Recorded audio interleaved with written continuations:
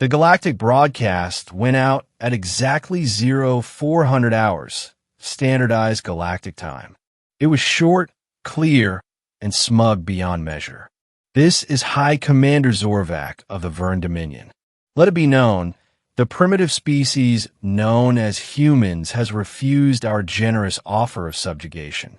As per Dominion law, their insolence will be corrected. Expect orbital bombardment within 3 planetary cycles. Glory to the Dominion. Across the stars, trillions tuned in, some in amusement, others in grim expectation. It was, after all, routine. The Vurn Dominion had swallowed hundreds of worlds in the last century alone. Species fell like autumn leaves before their fleets. Resistance was largely symbolic, a final gasp before extinction or assimilation. But this time it was different. On the bridge of the Vurn flagship, the dreadnought Vengeance of the Stars, Commander Zorvac reclined in his command chair, mandibles clicking in satisfaction. His officers, a mixture of insectoid Vurn and their subordinate races, busied themselves preparing for the operation. Scans of a human homeworld, Earth, scrolled across holoscreens. Cities dotted the blue-green planet like jewels, its continents bustling with life, industry, and what the Vurn dismissed as quaint technology. A lieutenant approached, datapad in hand. Commander, latest intelligence suggests the humans are preparing a response. Zorvac snorted, the Vurn equivalent of a laugh. Let them. Their defiance only adds flavor to their eventual surrender. Elsewhere, across the galaxy, observers debated, wagered, and speculated. The humans will crumble, muttered an Elvari ambassador in a smoky cantina on Verdun Prime. The Dominion is undefeated. You clearly haven't studied humans, came the reply from a grizzled Skrell mercenary nursing a glass of glowing blue liquid. His scales rippled with unease. They're different. Different? They're primitives.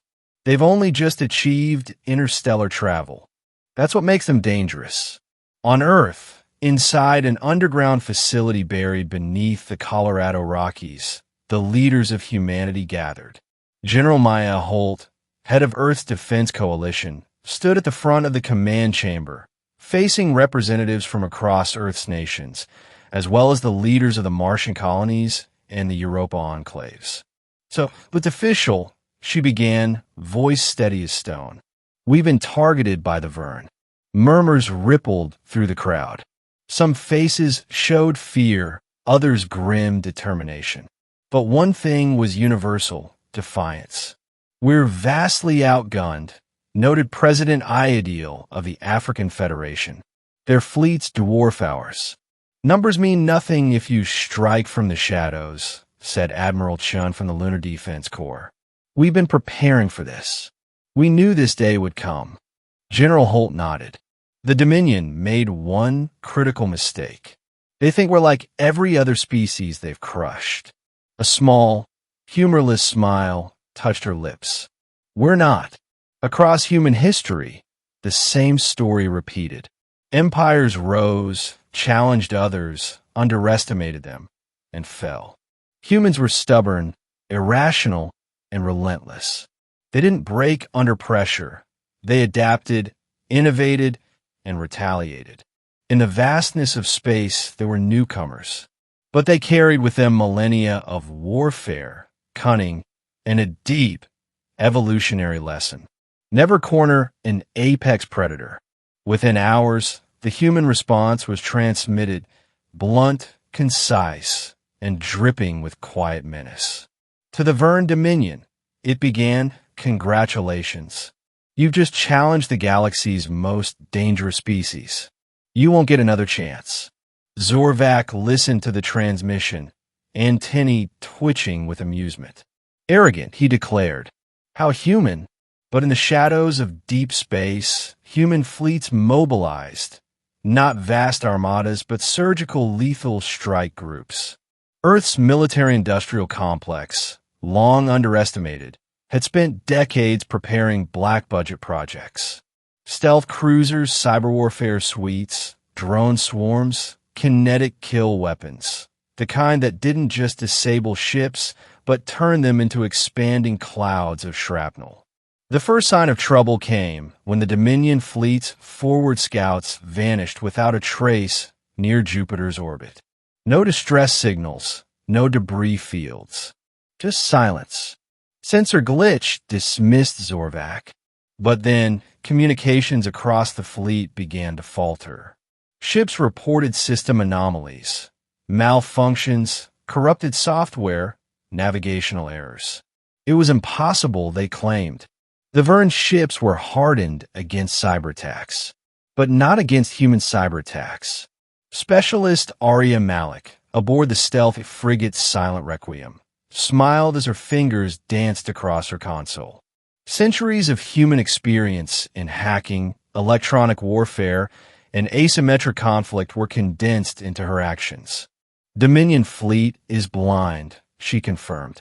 On Zorvac's bridge, alarms blared. Holoscreens flickered, sensor feeds distorted, and targeting systems failed. "What's happening?" he barked. Unknown interference, originating from within the fleet. Before they could react, human ships struck. They didn't engage in open battle. They ambushed, sabotaged, crippled.